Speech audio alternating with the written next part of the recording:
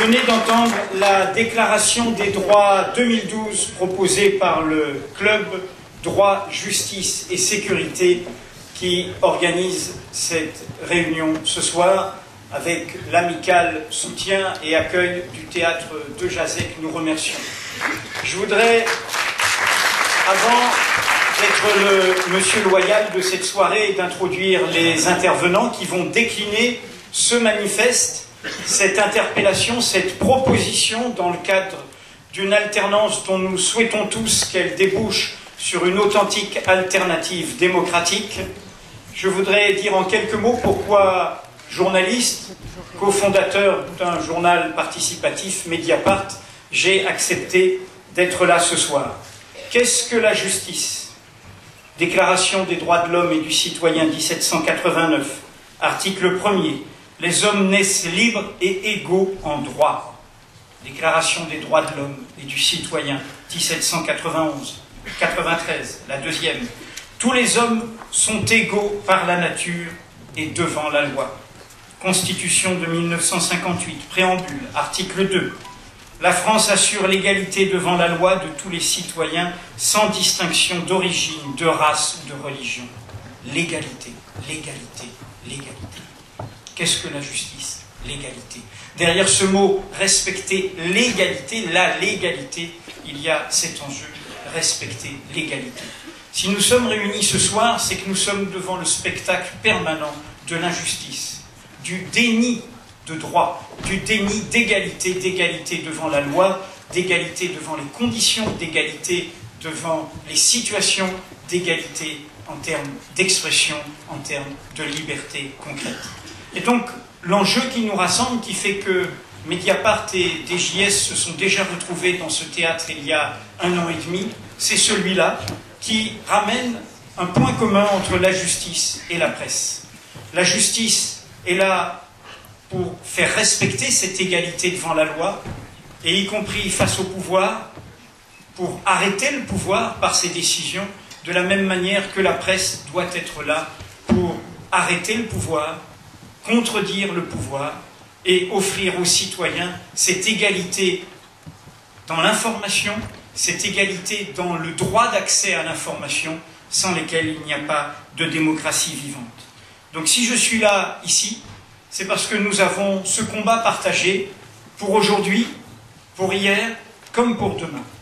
Et si je suis là sans aucun embarras, c'est parce que celui qui interviendra tout à l'heure et qui est le candidat d'une des formations politiques du premier tour, mais probablement, peut-être, le candidat du premier tour, du second tour, je veux dire, et le lapsus est intéressant, et qui sera peut-être celui qui portera cette alternance, j'ai nommé François Hollande, nous y a invités dans un dialogue que nous avions eu ensemble en 2006.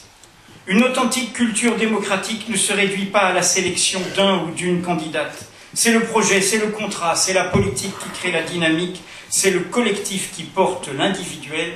Une ambition qui ne se partage pas finit toujours par s'égarer dans l'aventure, l'échec ou l'impasse. Si je suis là en tant que journaliste, qui ne sera pas avare de ces alertes, demain comme aujourd'hui, face à un nouveau pouvoir pour lequel il aurait voté comme face à un pouvoir qu'il a combattu dès le premier jour, c'est pour espérer faire advenir cette démocratie du nous face au déni de droit qu'est un pouvoir du je.